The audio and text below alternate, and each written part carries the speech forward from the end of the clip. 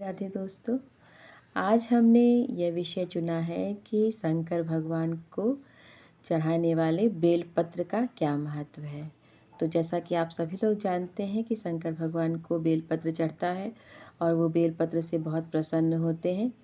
लेकिन शंकर भगवान एक ऐसे देवता हैं जिन्हें आप एक लोटे जल से भी प्रसन्न कर सकते हैं।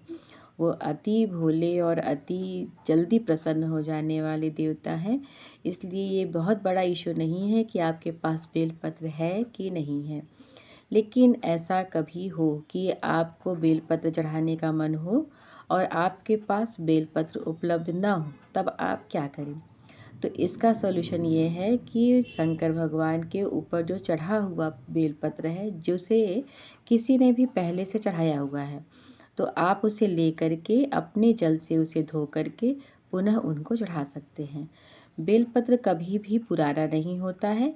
बेलपत्र को शंकर भगवान दोबारा भी ग्रहण कर लेते हैं। तो ऐसा कभी भी आप न सोचिए कि हमारे पास नहीं है तो हम कैसे चढ़ाएं, अपने घर से ले जाएं तभी चढ़ा पाएंगे। आप उनके ऊपर चढ़े हुए ही फूलों को, उनके ही ऊपर चढ़े हुए पत्तों को भी फिर से धो करके के आप उनको चढ़ा सकते हैं। जैसे कि कनेर का फूल है, मदार की माला है, बेलपत्र है, ये सभी आप अपने जल से धो करके के उनको पुनः चढ़ा दीजिए। शंकर भगवान इससे भी प्रसन्न हो जाते हैं। अच्छा, शंकर भगवान को चढ़ाने वाले पत्रों में बेलपत्र का तो महत्व है ही। आप एक समी पत्र को बहुत चढ़ाया जाता है। समी पत्र से भी मनोकामना पूर्ण होती है। समी पत्र भी शंकर भगवान को अति प्रिय होता है। लेकिन शंकर भगवान के जो शिवलिंग होता है उसके ऊपर आप तुलसी का पत्र नहीं चढ़ा सकते हैं। तुलसी पत्र शंकर भगवान को चढ़ाना वर्जित होता है। बहुत सारे लोगों को हमने देखा है कि वो तुलसी का पत्र भी शंकर भगवान को चढ़ा देते हैं, लेकिन ऐसा नहीं करना है हम लोगों को। ये वर्जित होता है, इसलिए तुलसी जी को कभी भी आप शंकर भगवान के शिवलिंग पर न चढ़ाएं। वो राम जी को, हरि जी को, विष्णु जी को चढ़ती है, लेकिन वो शंकर भगवान के शिवलिंग पर नहीं चढ़ता है। आप शमी का पत्र चढ़ा सकते हैं, आप बेल पत्र चढ़ा सकते हैं, और जो भी फूल है।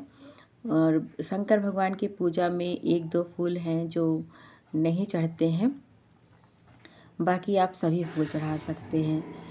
शंकर भगवान की पूजा में जो शिवलिंग के आगे का पार्ट होता है, जो जहाँ से जल निकलता है, वहाँ पे एक अशोक सुंदरी का स्थान होता है। वहाँ पर आप पत्र फूल अवश्य चढ़ाएं, क्योंकि वो शंकर भगवान की बेटी हैं और अब बेटी की बात अपने पिता बहुत जल्दी सुनते हैं। इसलिए शंकर भगवान को प्रसन्न करना हो तो उनकी बेटी के को प्रसन्न करना अति आवश्यक हो जाता है।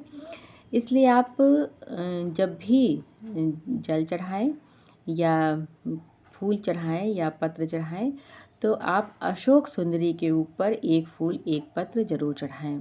ऐसा करने से शंकर भगवान अति प्रसन्न होते हैं। शंकर भगवान की पूजा में इसके बाद आप जो भी दूध से, शहद से उनका अभिषेक करिए, दही से अभिषेक करिए। शहद जो है वो लक्ष्मी प्राप्ति के लिए अति आवश्यक होता है, तो आप ज़रूर चढ़ाइए। और जिस भी विधि से आप शंकर भगवान को प्रसन्न रख करना चाहते हैं आप करिए। शंकर भगवान थोड़े से में भी प्रसन्न हो जाने वाले हैं। उनको प्रणाम करिए और उनके पास 3 ताली ज़रूर बजाइए। ताली बजाने से आपका भाग्य बदलेगा, आपका सौभाग्य जागृत हो जाएगा। तो शंकर भगवान को 3 ताली, वो भी ठहराव के साथ, 1 ताली बजाइए, फिर अपनी इच्छा, अपनी प्रार्थना करिए, दूसरी ताली बजाइए, फिर उनसे क्षमा याचना करिए, उनसे प्रार्थना करिए, और तीसरी ताली बजाइए और उनसे उनका आशीर्वाद मांगिए। और इस तरह से आप अपनी पूजा संपन्न करिए।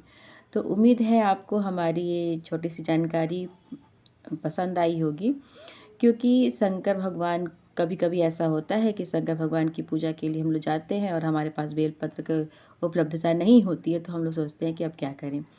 तो ऐसा हमें घबराने की कोई ज़रूरत नहीं है। हम जाएंगे और अगर वहाँ पहले से ही किसी ने बेलपत्र चढ़ाया हुआ है तो हम उसे धो करके हम अपनी पूजा में उसको शामिल कर लेते हैं और उसे फिर से शंकर भगवान को चढ़ा देते हैं और उनसे क्षमा याचना कर लेते हैं, उनसे हाथ जोड़ करके प्रार्थना कर लेते हैं कि हरि प्रभु, आप ही सब कुछ हैं, आप ही सब कुछ समझने वाले हैं।